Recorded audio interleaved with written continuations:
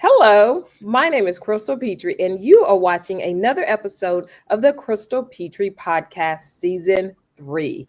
On today's episode, we have the fabulous Sybil Stewart, a visionary leader. I love saying that, who will teach us all to build a global empire of more than 20,000 supporters while, and this part is important, protecting your privacy and staying grounded. We'll talk about how she scaled her movement, the boundaries that kept her balanced, and what women everywhere can learn about building influence without compromise. Sybil Stewart, welcome to the podcast. Thank you, darling. Thank you. I'm so excited to be in your presence again. I know. So, for everyone listening and watching, I was on Sybil's podcast about 3 months ago, maybe. Months ago, yeah. It's been a while.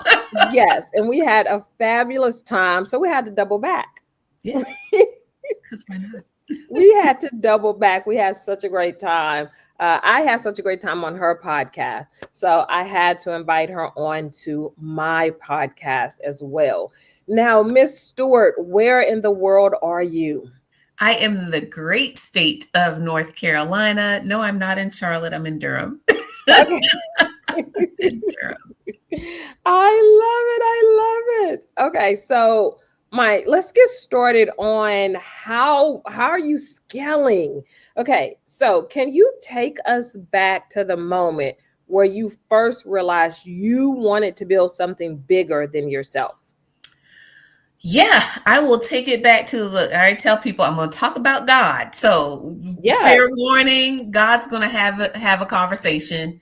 I was at that moment in corporate, and I said, God, I don't want to do this anymore. God, I really need some peace. God, they're really getting on my nerves. Is it me? And I remember, that he came to me in a dream. And just as we are talking today, I could audibly hear God say, you have to quit your job. And I was like, but God, I just bought my house.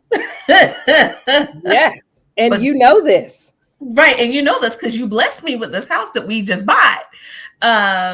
But God, they're paying me so well because I was a global executive, right? Like I was not but God, they're giving me, these really great benefits and this money and this thing. And then God said, but do you want peace? And that was huge for me because that's what I was praying for. A lot of people, they go into entrepreneurship thinking, oh, I'm going to be my own boss, all this other stuff. I didn't want to. I thought I was going to ride out the sunset for the next 25 years in corporate, but God had a different plan for me. And so I remember that night where I was having chronic panic attacks. In the middle of my breath. I was just praying. I was like, God, I just need a peace. I just need to catch my breath. And he said, you got to quit your job. And I want you to tell other people's stories. And that's huge. And so I'll talk about more of that as well. But he said, I want you to go out and use your voice. I want you to create safe space. And I want you to tell other people's stories.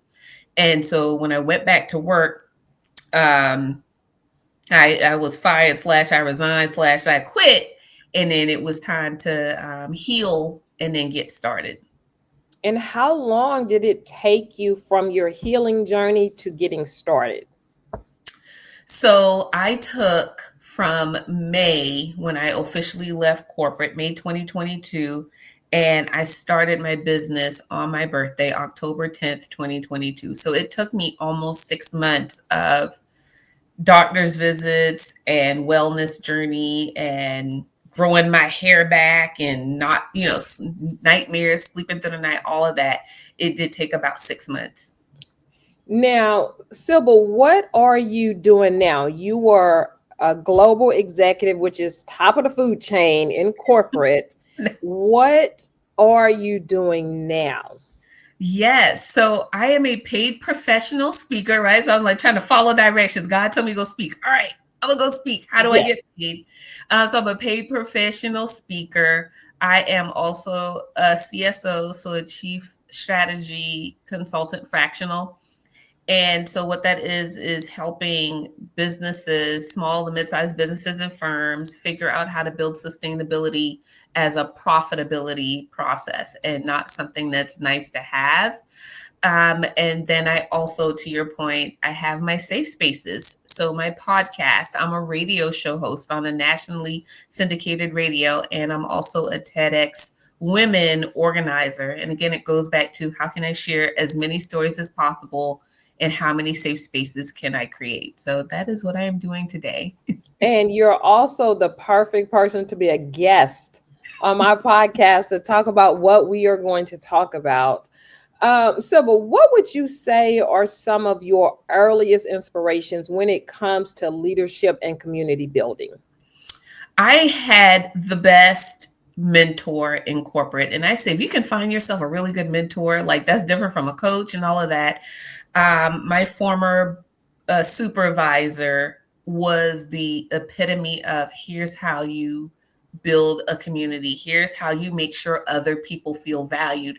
And anytime I think the content isn't working or I didn't talk to the right person, I think, Sybil, is this about you or is it about them? And when you can flip that switch on faster and faster to know it is not about you, it's about who you're supposed to serve and how you are called to show up in this world, it helps build community faster, which is what I had to do, right? Like I had to go from proof positive that I'm a corporate executive for 15 years to just kidding. Hire me. I'm a paid professional speaker and I talk about fashion and sustainability and all these other things, and really leaning into how did I do it in corporate and what can I do as a business owner now to build that same sort of community just at a larger scale. So I had a really, like I said, really solid mentor who helped me understand what my blind spots were when it came to community building and how I could do a better job of it. Is that person still your mentor to this day, even though you are not in corporate anymore? She is not, but I know if I were to text or call or email her right now, she is going to pick up and answer me, because I do believe once you have a really good mentor like that, you should start trying to mentor others. And that's also where I'm at. I'm now trying to mentor others based off of what I learned. And then I found new mentors who are helping me do more of what I am called to do. So she was great for that season. Mm-hmm. Those best practices are still a part of my foundation. And now I have a new team of mentors and coaches and advisors helping me grow. What is your definition of community? I would say community is about shared values, about shared practices, about shared mindsets, about shared outlooks, and not that it is all 100% the same, but we can also have healthy discourse because any community cannot thrive without tension. And I talk a lot about the tension in business, that we all have to figure out how to dance. And I'm sure later on we'll talk about it, like the tension between being public and protecting my privacy. That is a tension that I walk every day and a tension I show my clients how to walk every day. But really it came down to how can we have healthy discourse, healthy tension, and be better because we are in each other's spheres and arenas. So, yeah. What is the first concrete step you took to building your community, Sybil? And I'm asking because I know my community is wondering the same thing. Like, what's the first step I need to take to build my community of like-minded individuals, like valued individuals, like mission-driven individuals? I had to figure out who I needed to be. Not who I was. I had to figure out who I needed to be for that community to trust me. And that had to go back to knowing who I was. But I was like, okay, well, this is who I was. And then I had to figure out, and this is and I tell anybody this, like, take your time figuring out who you are, because nobody else can tell you that but you. Like, people can give you some words. Take your time in figuring out who you are, who you're meant to be, and how you are called to serve. And during that 6-month healing journey, I had to do a lot of that because without corporate, I was like, well, who am I? Because nobody's going to care that you were once this person. They're going to want to know who you are today and how you're going to make their life better. Mm-hmm. So really having that heart to heart with myself and having, I had to break up with all of the pieces of me that I thought were keeping me together. And I had to break up with those parts of me. And God had to prune some of those things that were actually holding me back from doing bigger and better and more.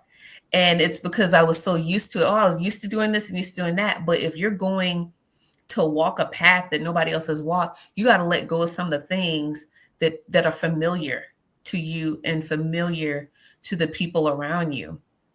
And letting go of friendships and letting go of habits and letting go of mindsets. And it was just like, and it's still going, right? This is an ongoing process. I'm like, but this is the vision he gave me. How can I live as that person today? Now, let me just put this disclaimer out here before I move on to my next question. In no way is Crystal Petry or Sybil Stewart telling you to quit your job. We do not do that. This is not the podcast that you're saying this is the sign. Yes. Because neither one of us can pay your bills and feed you. That part. But if you have your relationship with Jesus Christ like Sybil does, and he speaks to you, then it is up to you to listen and be obedient. Yes. This, what we're talking about, is Sybil's lived experience and her pathway. And she's here to educate us on what she has learned through her lived experience and her pathway. Okay. Now, we got that disclaimer out the way. I think, Sybil, you said something amazing because you said I had to figure out who I was now that I'm not in corporate. Mm-hmm. Because I feel like in America, and I'm speaking in generalities here, but in America, we associate ourselves with what we do. Yes. We associate ourselves with our job title and where we work.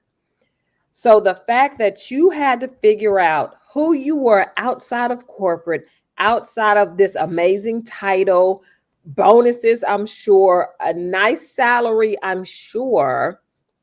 How did you do that? And what was the emotional toll that you went through trying to figure out who is Sybil Stewart not attached to corporate? Yeah. I'm going to start with the outcome. I actually ended up writing my first book after going through that journey because I really believe, and this is for all the people listening, right? Nobody cares about your expertise. They care about what you're an expert in winning at. And if I was going to win the identity battle, then I wanted to make that journey easier for somebody else.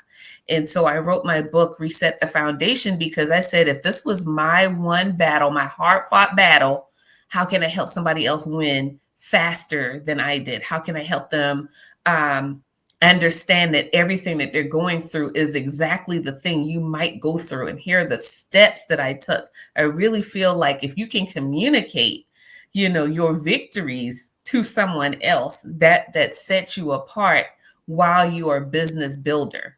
But like it was, at first I thought I was having a midlife crisis. I was like, oh Lord, is this the big one, Elizabeth? I thought I was having a midlife crisis. And then I just remember God calling me to be still. And I think a lot of times when we hear God say, be still, we think that means don't do anything. No, still is an action, right? Like there's activity in the being still. And stillness for me was seeking God's word every morning. It was journaling my thoughts, because the worst thing you can do when you're going through all of these identity things is live in your head. And I was living in my head. And so I had to start journaling every day. And I'm like, God, here's what I am thinking and feeling and experiencing. Help challenge me on this. And to have that building up that self-awareness muscle that most of us just don't build because we don't have to. A lot of people are walking around not very self-aware because they've never had to flex that self-awareness muscle. Mm-hmm. A lot of people have really poor negative self-talk because they've never learned how to talk to themselves in any other way than that. And so I had to learn how to talk to me differently and better. And this is not the affirmation game or the new age book. No, literally, I had to say, Sybil, is this really how you feel? And finding new language for what I was feeling was probably the hardest part, because there's the language the world feeds you, there's biblical language, and then you got to say, well, do I agree with these words, or is there a newer, better word? And my vocabulary had to expand to cover the realm of all of the emotions I was feeling. And one new word that I will call it a new word. One word that I had heard before, but I finally understood, was languish. I was like, oh my gosh, I was in languish. I was not depressed. I was not anxious or angry or all these other words that I know about. And so as you are going through that journey, find better vocabulary. Look, we got ChatGPT now. It'll help you out. But yes, it will. Find some accurate vocabulary and test yourself and say, is this true of me? If so, how do I need to manage it? And that was literally my exercise every day. Oh, I feel angry, but do I really feel angry? No, I'm actually feeling these things over here. Well, why?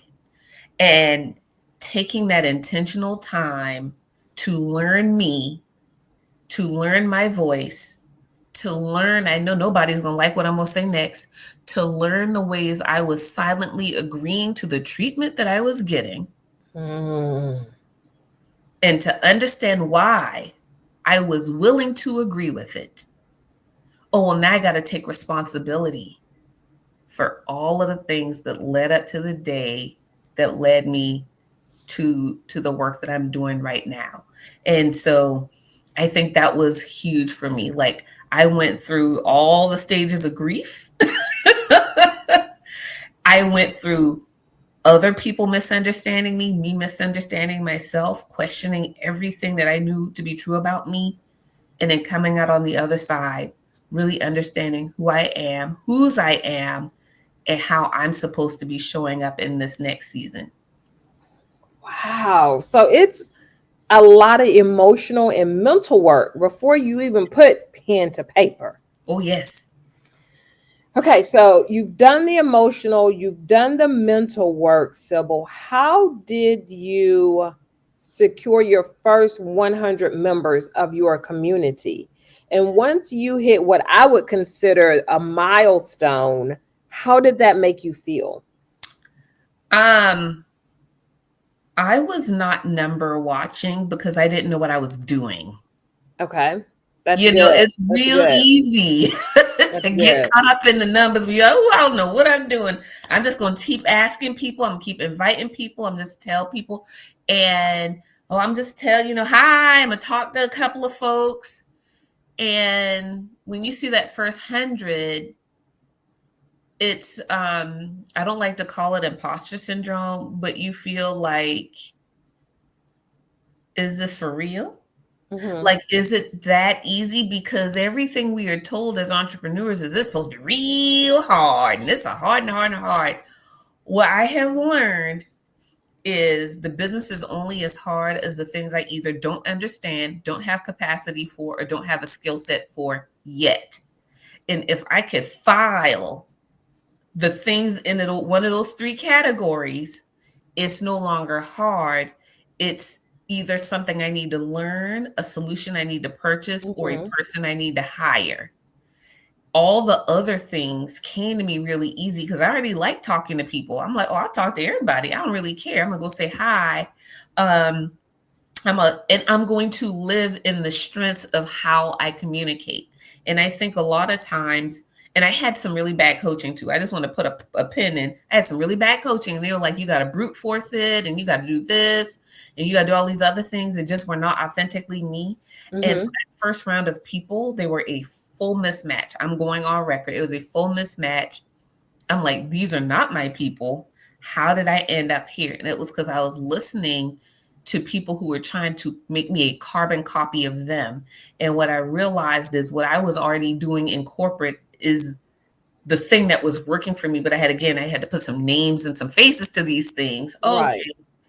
I love fashion. The first thing I do whenever I meet someone is I compliment their attire and I give them a compliment, because I know we are a compliment-stricken society.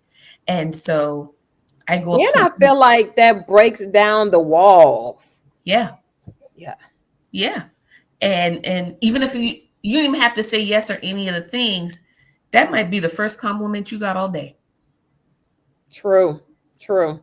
So when you understand you are a vessel, when you are a messenger, you talk differently to people, you use your words differently.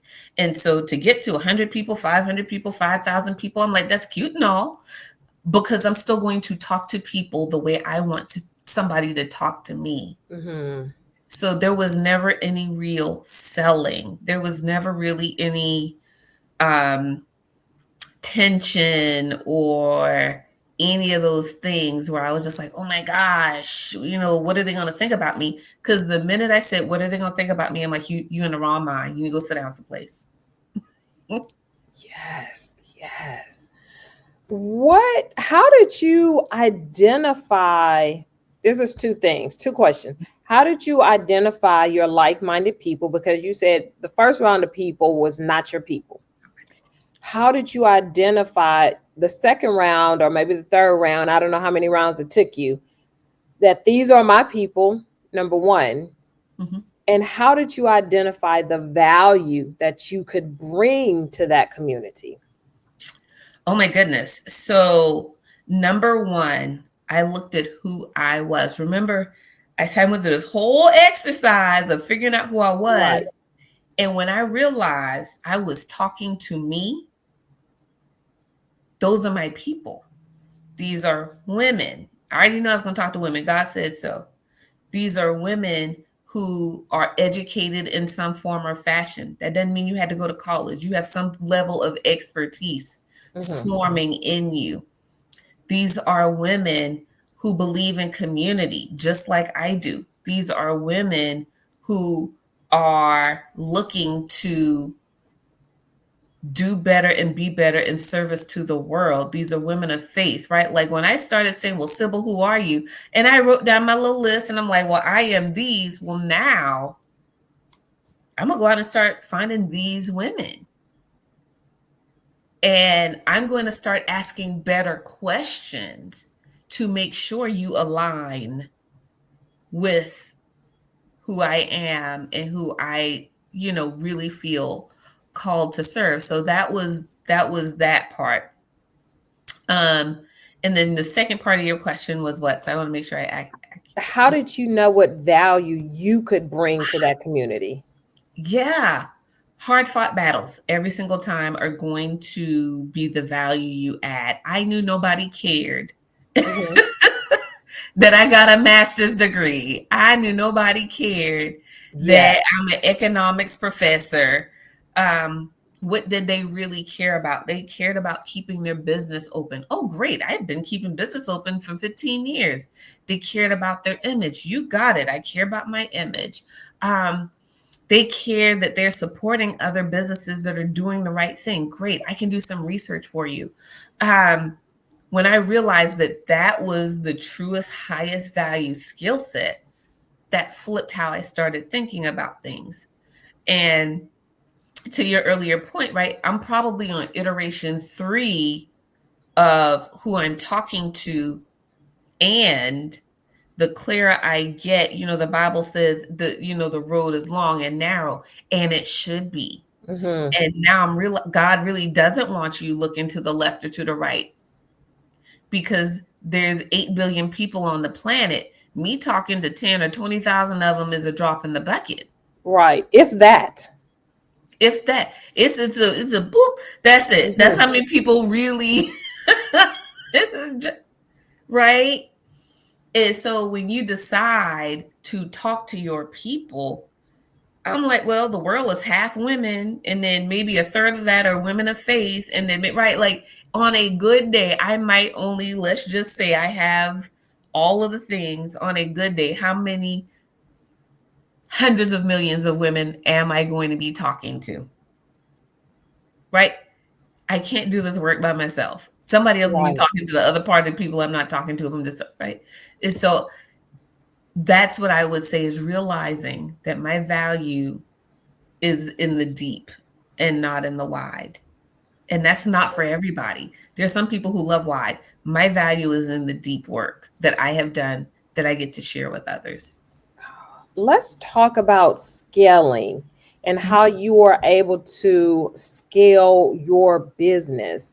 So, how did you, Sybil, go from having hundreds in your community? And I know you don't number watch, but how did you go from having hundreds in your community to thousands in your community? What are the steps to doing that?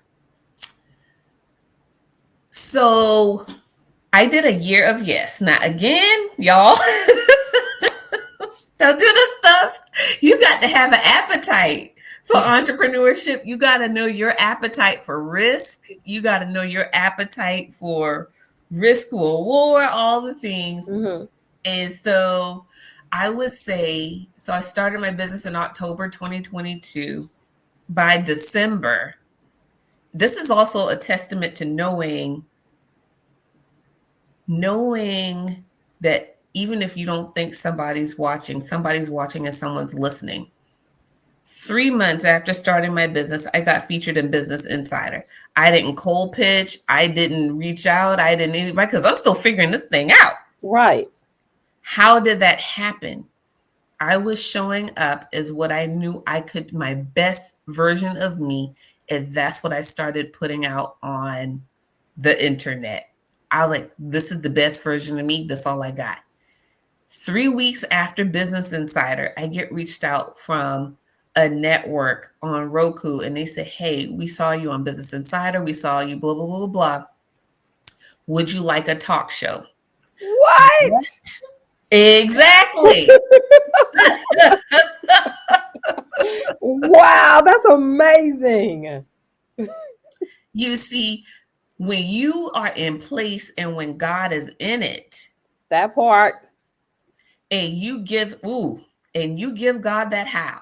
Because see, that's one of the things I think we do. We think we got to figure out how.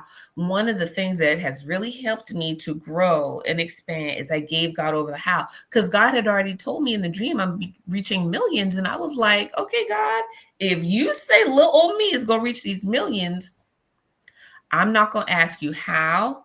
I'm going to say, who do I need to talk to next? Where do you want me to serve? How can I serve in this season? And what is it that you want to say through me that only me saying it is going to draw them closer to you or draw them closer to where you want them to be? And again, this is how it has happened. And since that time, right? So did not go in this thing thinking, let me build up my community and using all these little fun, fancy words. I was like, all right, God, I'm trying to follow directions. I'm trying to be obedient to the call, as obedient as I humanly know how. So Business Insider, talk show on Roku. Well, now my voice is heard in 18 countries and I don't know what I'm doing. And then, like I said, at my year of yes, I was like, I'm going to say yes to every opportunity that feels aligned with what God told me to do. And then I get the opportunity to be on a nationally syndicated radio show. God, you want me to say yes to this? All right. So when you are community building, when you are thinking that you want to do this thing with intention, it's not necessarily about community building. It's about doing all of the other things with intention. And that is an output, right? Like that's the lead versus lag mindset. I'm a lead with intention. I'm going to intentionally say yes to everything that looks like this. And as a result, I get this. Yes. Did you use any strategies, any systems? I feel like the answer is going to be no, but I'm going to ask it anyway. Did you use like any systems, any strategies to help with the scaling and then help with the continuous scaling of your community? My system, I love systems. Okay, don't get me wrong. I have some systems I have a system for everything. But the initial system was I'm going to seek God, and me and God are going to have a conversation about what He wants me to do today. That is the system. God, what you want me to do today? This, and this. You got it. And I'm gonna make my life real easy because again, it shouldn't be hard. If you are focused on others, that should be the easiest thing for you to do all day is figure out how you can go help somebody. Because we are called to serve. Yeah, we are called to serve. And so every day, now are there things that don't bring me joy? Like, do I love the filing of the paperwork and the invoice and blah? Well, no, I like getting paid. So the administrative stuff, no, it doesn't bring me joy, but is it hard? No. And so again, having better words around what's really going on in your business. It's not hard for me to show up and do a podcast. It's not hard for me to show up and speak to 1,000 people. It's not hard because those are naturally what I was going to do anyway. Mm-hmm. So no, I didn't have a system.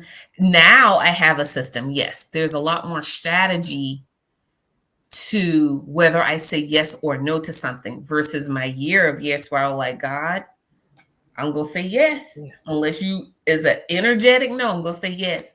And so now my strategy is, does this align? Mm-hmm. Does it make sense? And then the third thing is, do I feel like I have to say yes immediately? Because I feel like I have to say yes immediately. It's probably an anxious reaction, which means it's really a no.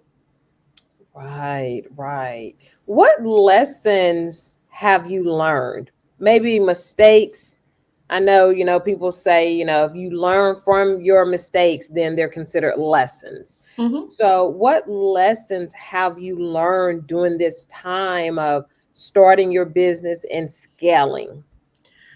You know how they say, hire slow, fire fast? Yes. That applies to everything in your business and all the people you allow within your business. Okay. That's not just your staff. That are your processes. That is your friendships. That is your significant other. Please don't break up with your husband or your wife or your spouse. This is not the sign. This is not the podcast. Not the sign. Okay, no. Go talk to somebody. But what I'm saying is that same type of yes, no Richter stick scale is the best muscle you can flex in business, because the best business leaders know how to make decisions really fast, and they are willing to accept the consequences of the yes or the no. So once you say no, accept the consequence. Once you say yes, accept the consequence, and then move on. And so I did a keynote speech actually last year. I said, the problem is not that we're conflict avoidant, is that we think consequence means we've done something wrong. And I'm like, consequences are not inherently a bad thing.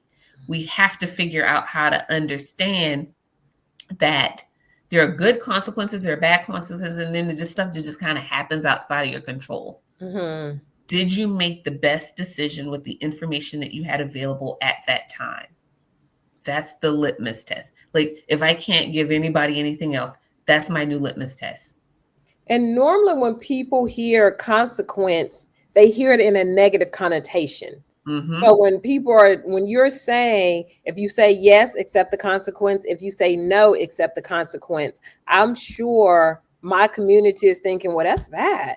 If I say yes, it's bad. If I say no, it's bad. But consequences, its literal definition is just cause and effect. Cause and effect. That's all it is cause and effect. But we liken it to negative words, but that's not what it is. It's just cause and effect. So Sybil, how do you gather your community from hundreds to thousands and not get burnt out? Yeah. So I tell people burnout happens when I'm not paying attention. Okay. And paying attention not only to what they need, but paying attention to where my energy is in service to them. Am I serving you in my highest strengths? Because if I'm not, I'm going to burn out. Am I functioning outside of when I would normally function? If yes, I'm going to burn out. And being able to communicate your boundaries. I know there goes that B word. Being able to communicate your boundaries to the people in your community because you are still a human, I think is one of the more powerful things you can do. And I did not do a good job of that early on. I literally, like I said, number one, I was accepting anybody into the community. Mm-hmm. And then number two, I'd just foolish, just answering my phone if so-and-so. No, now I have boundaries. Now I communicate them up at the front and I communicate them early and often. And it makes for a healthy relationship because a community is a relationship. And I can say, hey, I promise I'm going to get back to you within 24 hours and you can take me at my word because we've already built trust. Or, hey, I'm going to have to reschedule this event because, and there's a level of transparency. So, I host my in-person women's lunches. I had to cancel last month because I was overwhelmed with client work and trying to plan the TEDx and then getting sick. And I was very human with them. I'm like, y'all, I'm being human right now. I'm under the weather. Mm-hmm. We not gonna break bread together this month. Here go. Let me know if you need one-on-one time with me, and I will avail myself. But I look forward to seeing y'all in community in person again, moving forward. And your ability to, and I know a lot of entrepreneurs don't want to be human. No, I'm a human. I have sick days. I have not so hot days. I don't feel like it days. But your ability to tell people that, I think, is such an undervalued skill. How do you maintain privacy, even though, during that correspondence, you were vulnerable with, I don't feel well, I'm overwhelmed, I have a lot going on with clients and business. How do you maintain your privacy, Sybil, while building public influence, while building trust? This is where you go to your brand values and you go to your highest value skill set, right? Like nobody cares. Okay. You said that several times during this podcast. Nobody cares. Nobody cares. Nobody cares. Okay. Nobody cares if you just went to the bathroom. Nobody cares if you just ate grits for breakfast, if that's not a part of your brand. Now, if you're a culinarian, then they might care about those grits. But if that's not a part of the identity that needs to be public facing, consider it private. Okay. And if you have not, and this is the other thing, if you've not been vocal about something in your brand sphere, consider it private. I am very much I follow politics. Okay. I follow politics a lot. I have been so careful to never state my political views without anchoring it to a brand value that I carry.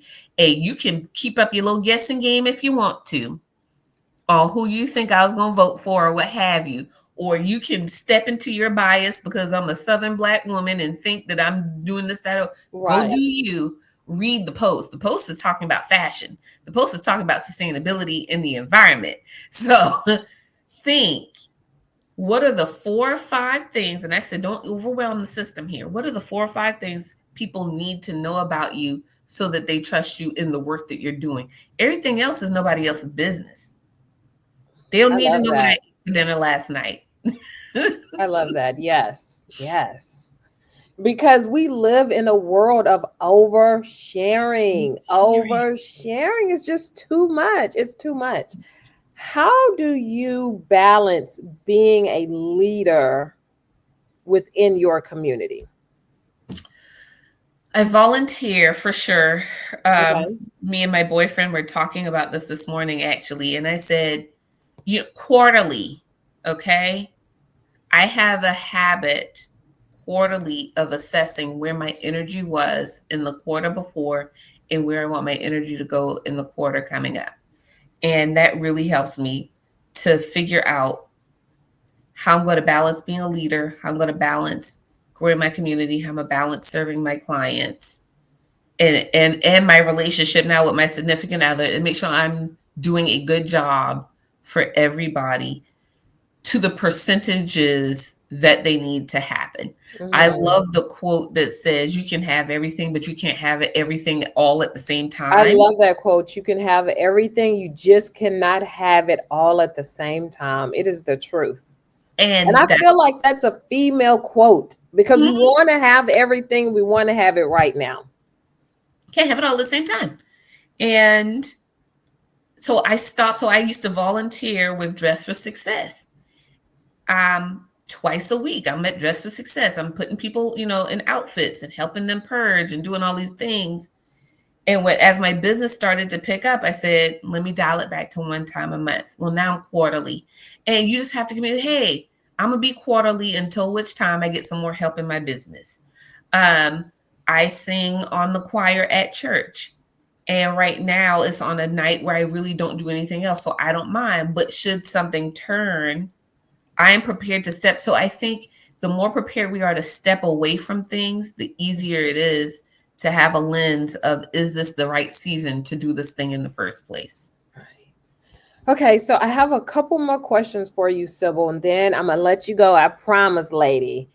So you started your business in October of 22. And we are, recording now September, October. So happy anniversary, because that's coming up. Happy anniversary. What is your intention now, 3 years later in this space? To really go back to why I started it in the first place.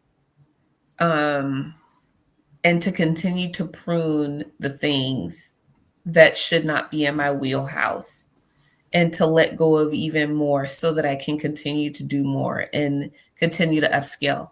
I tell people all the time, all of my clients, anybody I work with, mentor in the community, I said, for me, this is about ecosystem building, because empires rise and fall. This is about ecosystem building. How can I build an ecosystem so that I am working within the seasonality of all aspects of my business?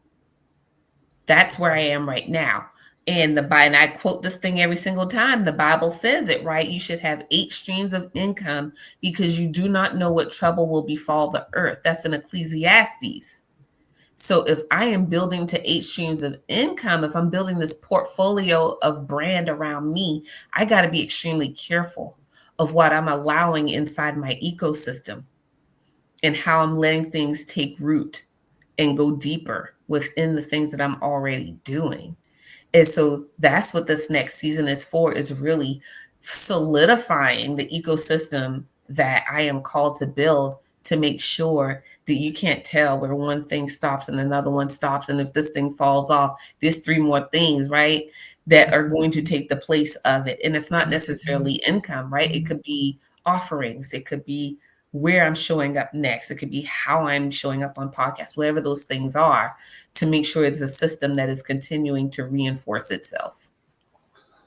Okay, so my final question for you, Miss Sybil, and you have been amazing on this podcast. I love it. So thank you so much. Who do you think would make a great guest on the podcast? But you have to help me get them on. I would say one of my lovely dear friends, Miss Mickey Paradise.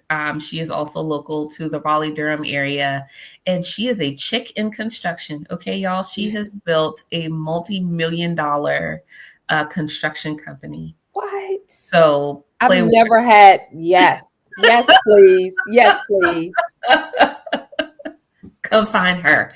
And just so humble, and she really does set the bar for how business can be done well, and setting the bar for how women can have a voice in industries not historically kind to us. Absolutely. Well, thank you, Miss Sybil Shepherd, for sharing on. I said Shepherd. I'm thinking of the actress. Sybil Stewart. Right. Remember Sybil Shepherd? She had that TV show. Oh my God. I don't know why. I didn't even watch that show. I don't know why that popped into my head. I apologize for that. Sybil Stewart. for being on the podcast. I appreciate you so much. Thank you. Thank you. Thank you for having me. I know we're going to talk again. You know we're going to talk again. Yes. To my community, thank you so much for tuning in and watching. You can get Sybil's podcast on YouTube Podcasts and Apple Podcasts. And remember, you always have time to listen and learn on the go.